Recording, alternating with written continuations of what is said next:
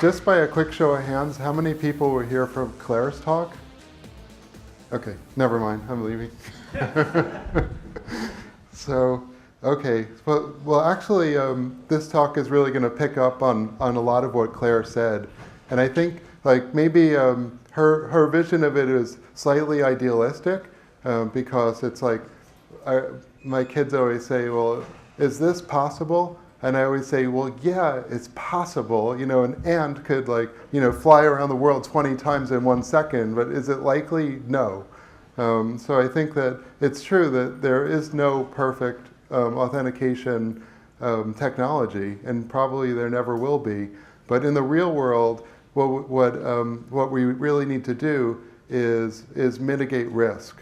So the talk that I'm going to give today is about trust elevation, which is sort of fancy terminology for if we think it's you, how can we be more sure that it's you? And what are some of the technologies that we use to make this happen? So this definition of trust elevation comes from an OASIS working group. OASIS is a standards body. They make lots of standards. And it was surprisingly difficult to define this term, trust elevation. Some of you might have heard of stepped-up authentication. So there's a couple of different terms that we use for it, and this is what we came up with. So my take on two-factor authentication is whenever people tell me, well, you should use two-factor authentication, I kind of think that's crazy. I never want to use two-factor authentication. I just want to walk up to the computer and I want it to know it's me. That's the ideal. So this is a quote, and it basically is saying like the technology is when we can not have to do something. That's cool technology. So two-factor authentication by itself is really terrible. We never want to do that. But practically, what we're left with is a situation where to identify a person, there's a certain trade-off. And I like this triangle. You know, we have security, we have cost, we have usability, and we sort of have to like, in the real world, if we actually are going to do digital transactions, we need to pick like what kind of triangle do we want. So in this talk, just to give a quick overview, Claire did a really good job on introducing you to some of the different technologies about authentication. I'm going to review them and give you some of my comments. And then I'm going to dive a little bit deep into OAuth 2, which is an API architecture that we have today for authorization that's useful for authentication. And then I want to talk about some of the issues around authentication, like how do enterprises or organizations collaborate to get agreement on if I've authenticated a person, how do I tell this other company that I did it? And there are some issues around that. And then if I don't run out of time, I'll tell you about some of our crazy new challenges.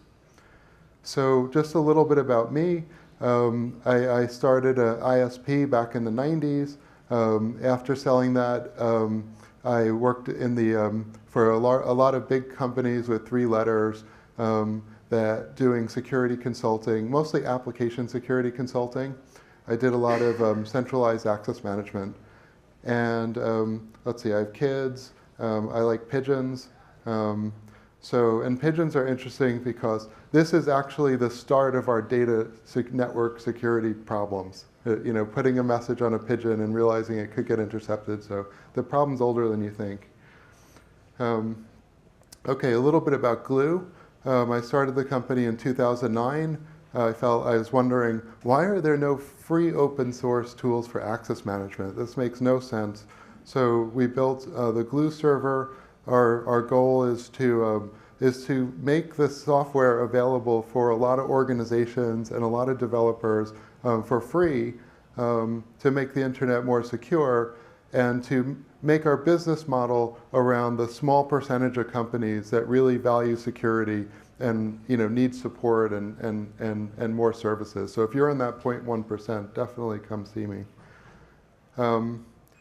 So the basic problem of authentication is we're talking about normally a website or a mobile application, and that's a digital device connected to a digital network. And then we have in front of us a person, or in the book Neuromancer, they talk about the meat space. So the meat space is sort of the opposite of cyberspace. Cyberspace is all digital, zeros and ones, and the meat space is like pieces of meat walking around and doing meat-like things.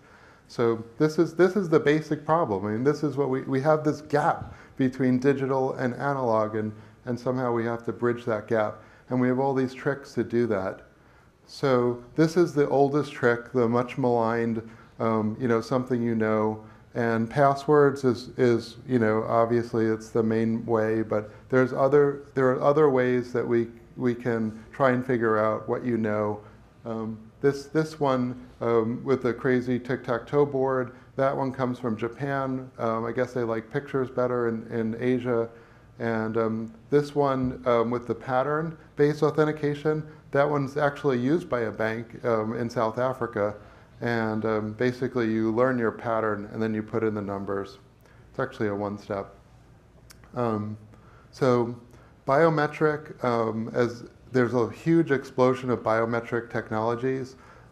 Fingerprints are common, iris authentication, heartbeat authentication.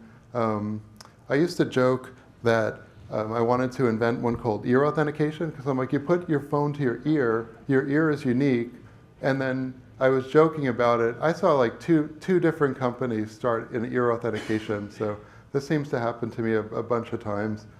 The one on the bottom, I saw a demo of this, I think at Rackspace, where that sensor is a sonic device.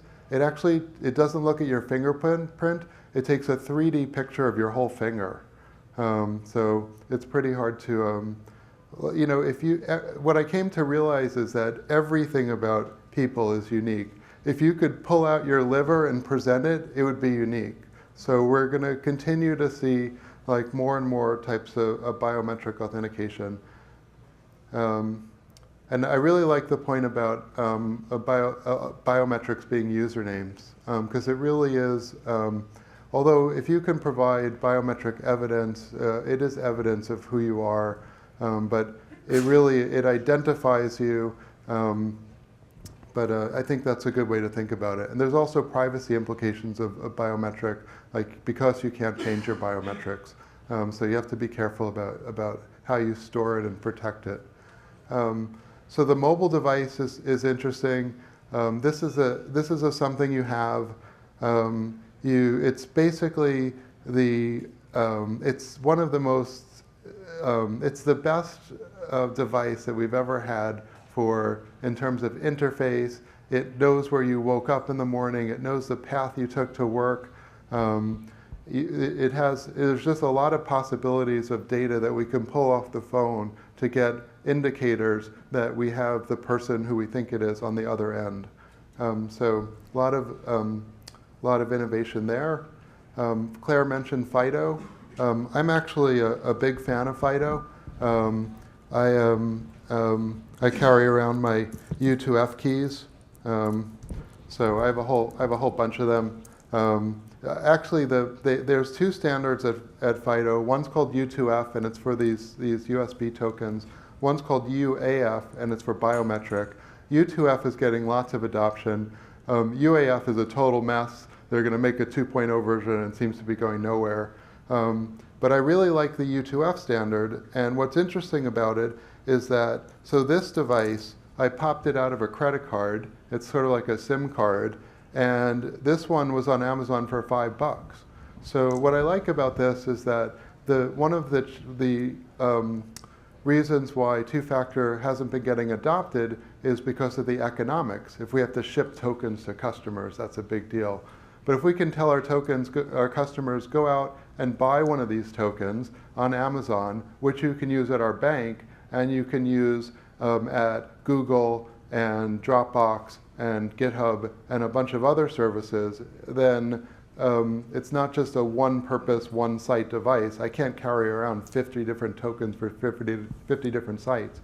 But what's interesting about the economic model is that, one, the organization doesn't have to issue tokens, so the economics of it are good.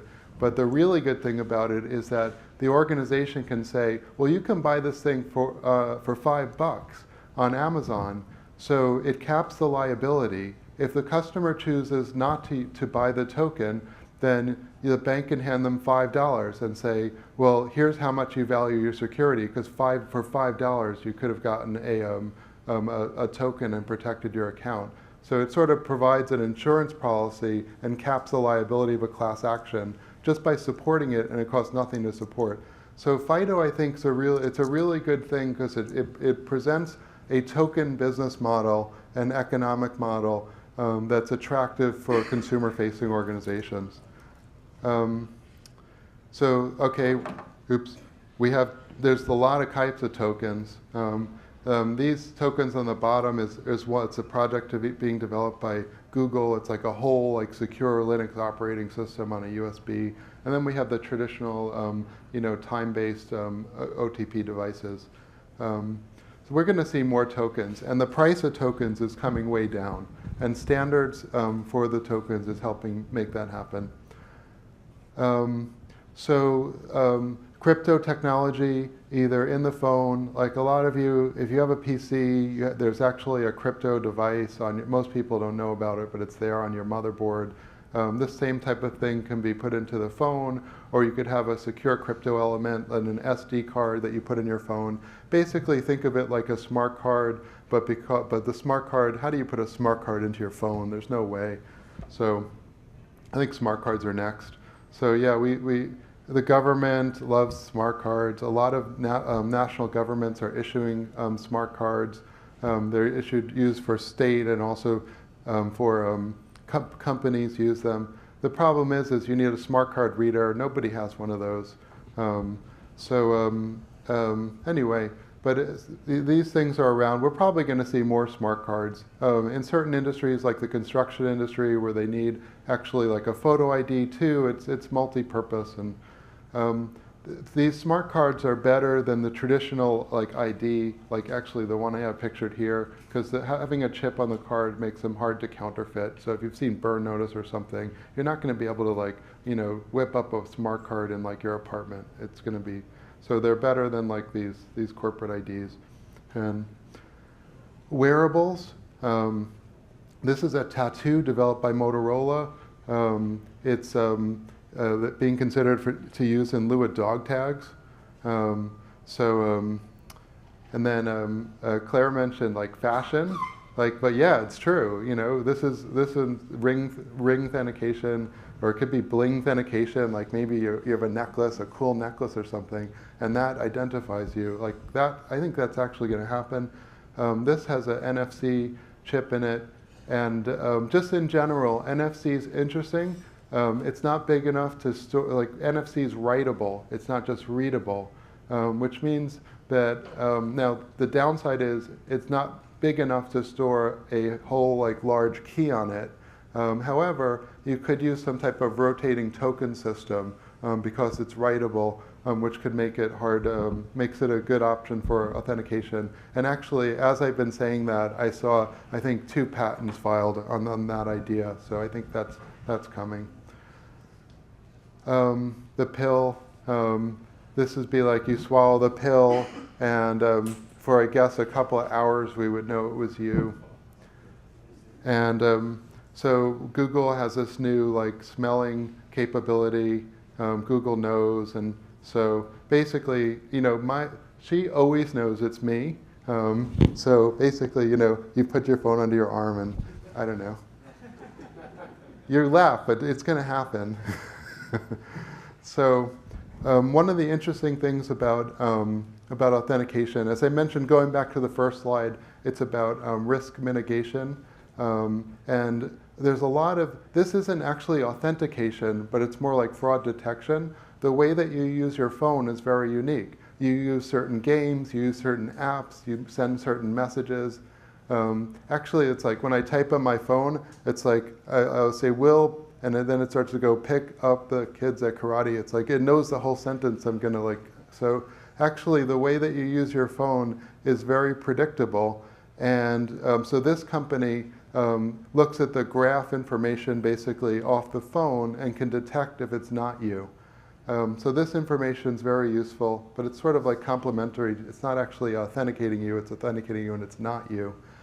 And then risk scores, we're seeing that a lot of banks are looking at your IP address and comparing your IP address versus the IPs of known hackers and getting a risk score based on that. So this leads us to a situation, so in authentication, we want to come up with like a good score. Now NIST had 1, 2, 3, or 4. That's sort of like our, our threat level for our country. It's orange. Okay, what does that mean? Do I not go out today? If remember after 9/11, there were these crazy, like, what do you do? So 4 is what the NIST has. That's clearly inadequate. Everyone knows that's inadequate. And then companies maybe want to make more grades, and they want to make grades that are perhaps transferable between companies, but it starts to get really complicated. Because even if you look at, let's say password is 1 and YubiKey or U2F is 2 and et cetera, et cetera. Well, is that password a strong password or a weak password? And is that password, how often was it changed? And is it on a device, was it entered on a device that is rooted? And is that device, have some type of, so there's all these factors that basically go into making it impossible to get an apples to apples comparison of like, how good is this authentication versus another authentication? So it basically leaves us in a very uncomfortable situation. Microsoft did some research, and it was like a study of studies, and they tried to look at all the different types of authentication and how do they compare for usability, deployability, and security. And in my initial slide, deployability kind of equals cost. And what they found was sort of interesting. They said, although some of these technologies are more usable and some of them are more secure, none are as deployable as passwords. And I think that's really the reason why we see the vast majority of websites and other services using passwords, is because organizations choose to deploy authentication technology, and deployability is normally the main concern. I have to say, so as a company that specializes on authentication, I probably talk to 20 different companies a week, and I always ask, okay, is strong authentication important to you? Do you want to use something better than passwords? And 99% of the time, what they tell me is, yeah, it's not the main goal, but it would be nice to have maybe in the future. So I think maybe the awareness of consumers has gone up about 2-factor, but the commitment of organizations to do more in the area, as far as I can tell, is pretty non-existent or rare. Another problem with deployability is, I think that deployability is basically a problem of one-offs. If I have to go to each application and integrate it for this technology or this suite of technologies, it's basically a non-starter. So I really think that the lack of standards in the industry has been a key factor in our keeping us with passwords. Let me see if I can zoom it. Yeah, good. So what happened? Why don't we have any standards? Just to give you a little bit of history, we in the old days, and I'm talking like the 90s, we had older protocol standards like Radius and Kerberos and LDAP. And these were primarily, password technologies. They ran on their own port. And then, the web started to become really big, let's say around 97, 98. By the year 2000, somebody said, I know, let's use the web as a protocol for authentication. And then at that point, everybody and their brother basically thought of a web API for authentication. And we had this explosion of like protocols. There might have been 50. This is only a small subset of some of the protocols. But we had Microsoft, of course, had their own stuff, WS Star. I'm sorry if you ever used that. We had old versions of OpenID, OpenID 1 and OpenID 2. We had old versions of OAuth.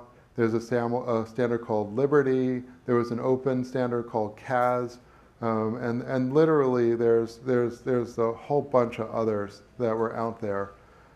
So sometime around 2004, 2005, we started to have some consolidation, and SAML became one of the most popular and continues to be one of the most popular standards for authentication, web standard. So everything looks great. And then in 2007, basically SAML 2 is finished around 2006. Around 2007, the iPhone comes out. And we're like, oh, damn, we didn't think of this use case, native app calling APIs. We just assumed that it was going to be a browser, and it's not a browser. And then there's all these other people who are like, oh, what about Unix authentication? And so basically, it started to become clear that the use cases for authentication extended beyond the browser. Mobile was going to be really important. And of course, all the vendors who built SAML software were like, well, we're not changing it. That's why we have the standard. It's final. It's done. And so there started to become the need for new standards. And luckily, there was continued to be consolidation. The OpenID and OAuth communities combined, and that's where this OpenID Connect came out of. So the good news is that today, there's no other authentication standards in, let's say, TCP, TLS coming out other than OpenID Connect, so that no one else is working on anything. The problem is that for the last 15 years, we've been saying, use OpenID, everyone's going to use it. And then we were saying, well, use OpenID 2, everyone's going to use it. And now we're saying, use OpenID Connect, everyone's going to use it. And no one believes us at this point. They're like, oh, wait, I'm waiting for like next year. There'll be another standard. So I think the industry has sort of a boy who cried wolf problem. But really, the two standards we have today are SAML and OpenID Connect. This is Forrester research, by the way. And Forrester is basically giving guidance on which standards to move towards and which to move away from. And so they're bullish on OpenID Connect, as is pretty much everybody who's in this industry. So SAML was great. It was also an XML SOAP standard, and developers were just not going to use it. So the large websites ended up adopting it, but the smaller websites were like, no way, we're using JSON REST. So there's in parallel to mobile apps, there's really a sea of change in APIs that led to an OAuth 2 based protocol being selected. So diving into a little OpenID Connect a little bit. So OpenID Connect is not an authentication protocol. It's neutral on how you authenticate the person or identify the person. So you got to figure that one out using like all the slides that I went from before. After you know who the person is, OpenID Connect helps you say to an application, I've identified this person. Here's information about that person. So there's two actors in this OpenID Connect. One so I should add that OpenID Connect is a profile of OAuth 2. OAuth 2 is a very high-level framework for authorization. It has some very basic flows for authentication, one called the resource owner credential grant and one called the client credential grant. But these are very simple protocols for exchanging like a username and password, basically. But if you need to do anything more complicated, you're going to need to profile OAuth 2 in a certain way. So what OpenID Connect did is they said, let's use all the OAuth 2 jargon and sort of infrastructure, and let's define a specific profile of OAuth 2 that could be used for application authentication. So like SAML, there's two actors. In SAML, you have the identity provider and the service provider. The service provider, they should have just called it a website because it's always a website. So in OpenID Connect, you have the same thing, except they change all the jargon. So instead of having the identity provider, we have the OpenID provider. And instead of having the SP or service provider, you have the RP or relying party. And instead of having attributes, we have user claims. And I could basically go on, but it's basically all the jargon change. And I said that to Microsoft, and they looked at me like, "What do you mean jargon? What does that mean?" And I gave them that example, and they said, "Oh, you mean taxonomy? We call that taxonomy." So, yeah, but it's working pretty well. Let me dive a little bit more. So OpenID Connect is for authentication, and this protocol, it's also a profile of OAuth 2 called UMA. This is for authorization. So authorization is after I know who you are, you're going to start calling APIs, and how can I centrally control what APIs you're allowed to call? So UMA defines this thing called the RPT token, the resource protection token. And I'll walk you through the flow. Basically, the requesting party is either a mobile app or a website, and it calls an API. And the API looks for this RPT token. If the RPT token is not there, it obtains a permission ticket from the authorization server, that's just a number, and registers what scopes are required. Scope's just a keyword. It could be, let's just say it's view. So it returns that permission ticket to the requesting party.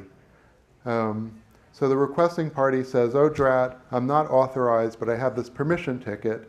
So it presents this permission ticket to the authorization server and says, "I want to get to this," basically. The authorization server looks up all of the policies associated with that permission ticket. What's the IP address? What person is it? What client are they using? Time of day, whatever the authorization server might consider. Let's just say they say, "Yes, okay, I'm issuing you the RPT token." Then the requesting party presents that RPT token and can get access to the API. So this is the basic idea. It's complementary to OpenID Connect. So UMA wasn't going to redefine how we authenticate the person or how we authenticate the client. It really defines a way to do API access management using a profile of OAuth 2. So diving a little bit more into OpenID Connect. In OAuth 2, it just talks about a token. It doesn't actually tell you what's in that token. So in OpenID Connect says, okay, a token, an ID token gives you details about what type of authentication happened. So the issuer is what OP authenticated this person. The subject, if this was Gmail, that would be your Gmail username. The subject can either be a persistent or a non-correlatable identifier. It's up to the provider what to give. The audience is which client this token was issued to, or clients. X is when does the token expire. IAD is when was it issued. Auth time, when did the person authenticate? You might have noticed that some websites don't ask you to authenticate for a long time. I feel like I can go for months on LinkedIn before they ask me to re-authenticate, because if I have a token in my browser. So the tokens can be issued for quite some time, and the app might want to know, when did this person actually authenticate? This ACR one is really special, and it says what type of authentication happened. And AMR also gives additional details about what type of authentication happened. And I can just mention that the claims, let's say the person's first name, last name, can be contained in the ID token, or sometimes you can separate this and have the ID token in one call and get a different token that has the user claims. So I mentioned ACR and AMR.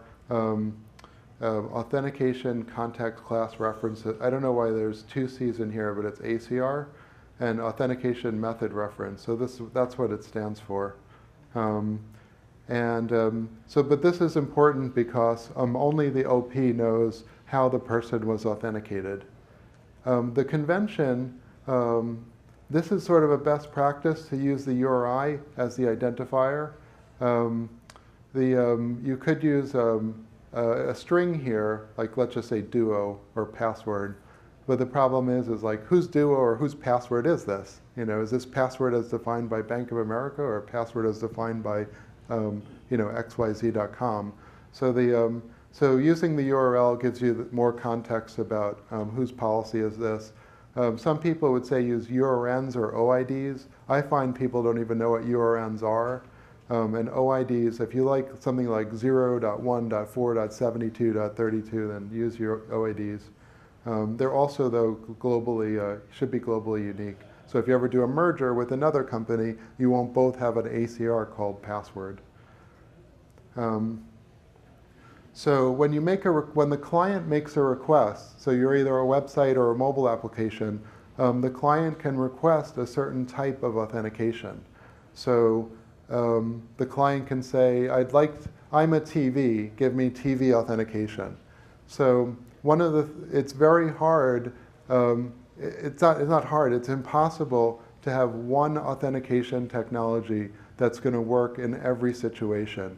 So if you have, for example, a phone, there's no USB input on that. So there's no point that you're ever going to be able to use that USB. So we're in a situation that if you're in front of a door and the door reader has an NFC reader, the door is going to say, I need to use NFC authentication. So the type of authentication has to adjust to the type of device the person has in their hands. And companies can't just support one type of authentication. There's no one workflow for authentication that's going to work for every device and every configuration. This is Discovery, actually. I got it wrong. So Discovery, the OP, the provider, can advertise publicly what type of authentication is required. Oh, I'm doing bad on time.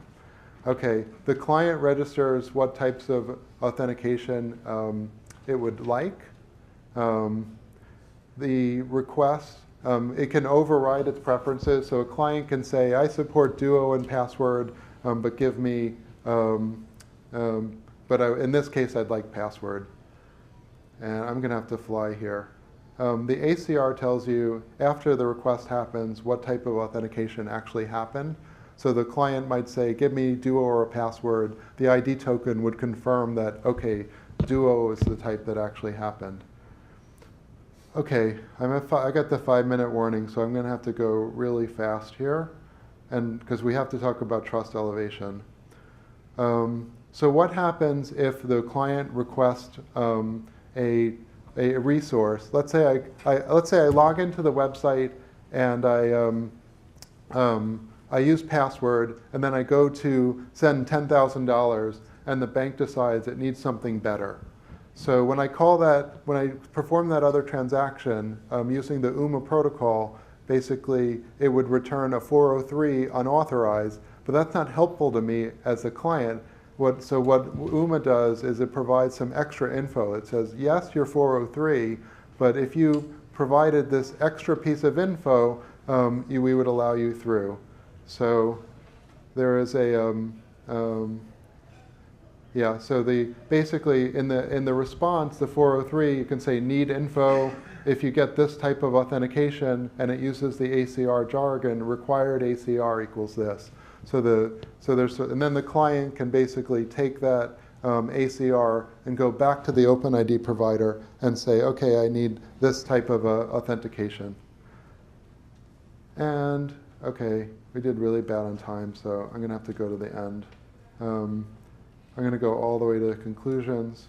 One of the things I was going to talk about is UDP. Claire mentioned this in her talk, which is really interesting because in IoT land, all of my previous conversation assumed that we were talking about TCP.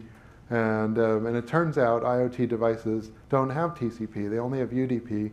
So I think that there is the work that's going to go on is not to reinvent OpenID Connect and UMA. That basically stays the same, but to define to bind them to new transport mechanisms, to reuse those protocols. Just to quickly talk about new challenges, Google is sort of running up really on the cutting edge, like Google Docs. This idea that I could sort of delegate some type of authorization to a person, this is really what I think is the cutting edge. How do I identify that other person and manage my own policies? So this is sort of, I think, some of the new challenges that we have. So I guess that maybe just gives you like a quick idea. I probably went over it too fast, but I think that the idea is don't use two-factor authentication unless you have to. Based upon the transaction, elevate to the trust level that you need. Try to centralize as much of your authorization policy as possible. If you push out your policy into the apps, if you have the authorization policy hard-coded in your code, it becomes very hard to update. So you have to re-QA the app because you have a new type of authentication. Then you could really be stuck. So centralization is a good thing. Federation, because we have a really heterogeneous environment where we have open source apps, we have SaaS apps, we have mobile apps, we basically have such a variety of apps that no top-down approach to authentication and authorization is going to work. So we need these federation standards in order to make sure that we're not one-offing applications, which is never going to happen. Use free open source, which, as Pete mentioned, is not free, but at least there's the license. There's no cost to use the bits. I think Authz is really important because it increases the supply of engineers and can eat at our total cost of ownership. One of the biggest costs has been there just aren't enough people out there who know this stuff, and the only way for us to increase the supply is to make the software available to them to use. And you can help with that by preferencing the use of free open source in your organization, because that helps fund the software for all those people who maybe their organization can't afford it. So I think it's really important, and it helps by making the internet a safer place, I think we all sort of collectively benefit. So that's it. Okay, thanks. Questions?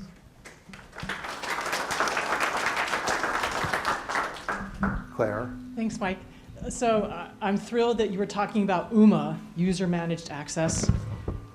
What do you think is going to speed up or slow down or have any effect on its adoption? Well, so UMA was just went final, I think it was this past year at RSA Security. And personally, so that's a question that the UMA group, I think, doesn't agree on. I know my opinion is that tactically organizations can use it to solve API access management. And then, so I think that we need to see it used in lieu of proprietary web access management technologies. And that over time, we'll see that it can expand to other use cases. Other questions? No? Okay. Well, thanks to, I'm sorry. Do you know of anyone using UMA? Like a big player, I don't know, OpenID Connect seems to be in Facebook already, Google, etc. How about UMA? Okay, is anyone trying to implement at least early versions? Well, so the UMA was developed by ForgeRock, Oracle, Glue, RSA. So there's already a number of commercial implementations. Glue has it in production at big customers like Toshiba and many others. So So yeah, OpenID Connect is used by Google for Google authentication, and Microsoft Azure Active Directory. So it's an order of magnitude more adoption. But I think that if your choice is using some proprietary API protocol or API gateway for API access management and some open standards, by using an open standards, it gives you some options. So I would look at it less of is Google using it, and more of can I use it tactically within my organization in lieu of some proprietary API that I might have otherwise used.